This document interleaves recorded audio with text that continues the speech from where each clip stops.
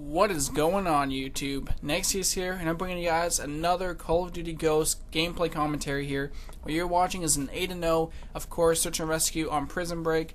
Now, Search and Rescue is a very long game type. Ever since they brought in the respawning into basically Search and Destroy, the game type usually lasts forever, so most of my games usually end up being 12 minutes or higher, usually around 18 minutes at most.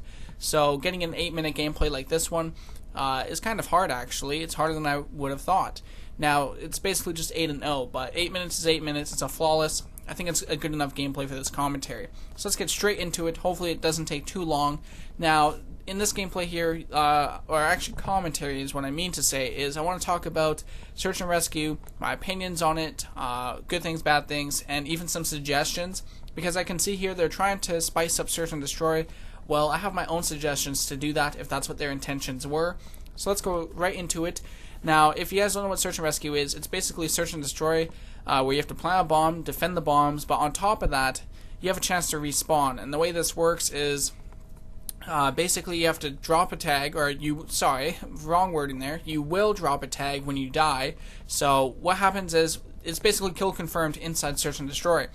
When your tag drops, if a teammate of yours grabs your tag, you will respawn. If the enemy grabs your tag, you will have to wait until the next round. So as you can see here, it's both a mixture of planting the bomb, defending the bomb, and on top of that, defending any tags and taking tags.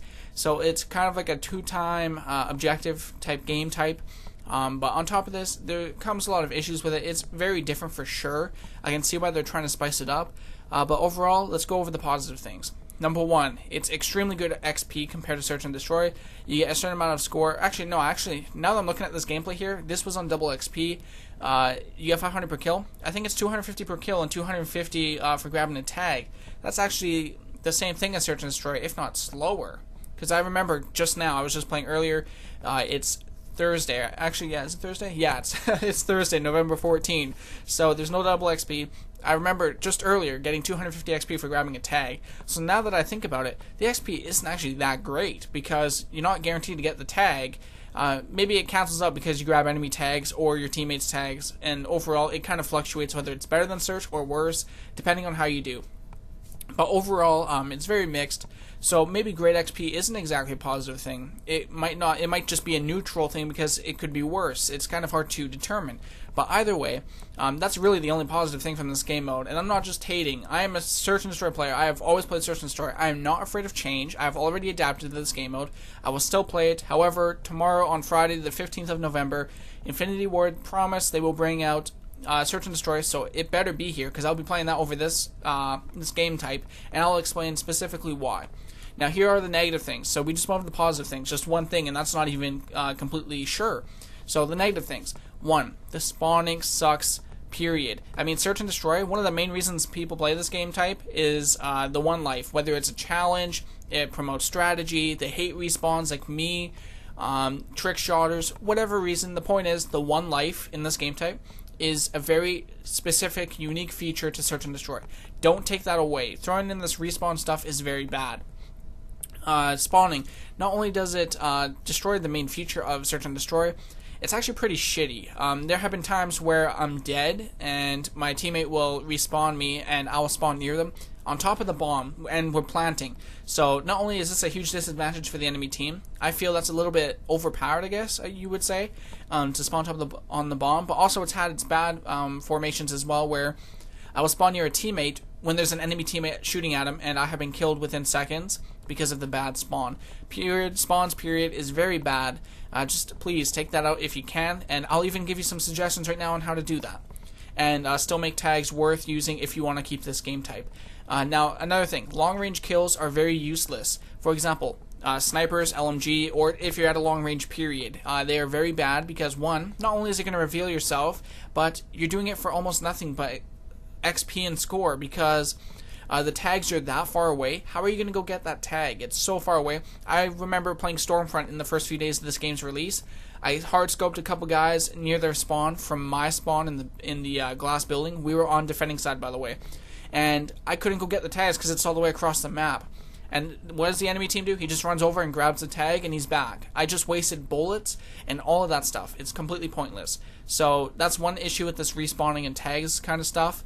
Another thing, it promotes camping tags. People that see tags, they don't even go grab them. I've seen teammates, when I'm solo playing, I'm not playing in a party, they don't even try and get the tags, they just sit there and camp them, hoping an enemy comes and takes it. Same thing with if I'm facing an enemy. The tags alone just disrupt gameplay and increases your chance of death. It's kind of stupid, honestly. On top of that, promotes a buddy system. I've been rushing since level 1. I'm like 2nd prestige now. Or actually, I'm almost 2nd prestige. I think I'm like 1st prestige 54, something like that. And it promotes a buddy system. Every time I'm rushing, because of these tags, people try and go in threes. How am I supposed to rush and take on 3 guys almost every time? It's a pain in the ass. How am I supposed to pick people off? They're always together. Which will also bring up another point later on. It promotes boosting. Oh, I'm pretty sure because of this, because it's Search and Destroy and technically 1 life, there's extra XP there. Plus the fact you can respawn. I'm sure people are exploiting this for boosting.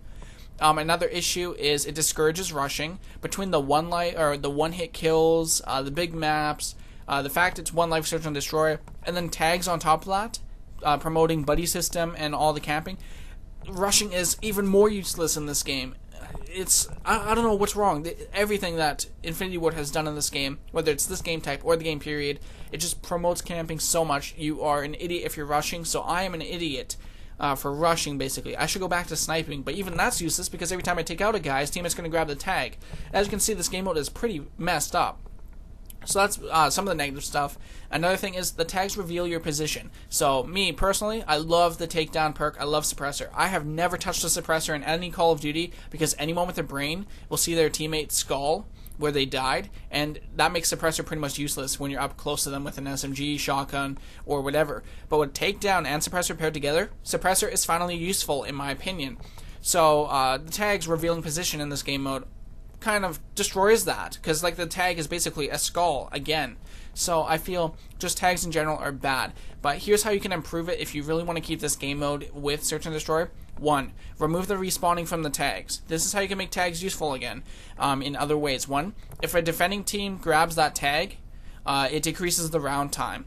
If the offending team grabs the tag, it increases the round time. Now, the reason why I'm saying this for round time is that the defending players might want to grab those tags because it's going to reduce the enemy team's chance to get the bomb planted, or it forces them to rush out and risk their life and strategy. If the offending team gets it, they can get increased time, and this will allow them to plan more, play more defensively, or come up with a better strategy, etc. So the time differences by grabbing those tags can also help in that way. And also, if you don't want to do that, you can also go grabbing a tag gives a score point, or do both. That's if you want to keep this game mode, period. Personally, I would like to see this game mode removed because it just seems completely broken. But overall, that's how I feel. Here's another quick idea since this commentary is almost over.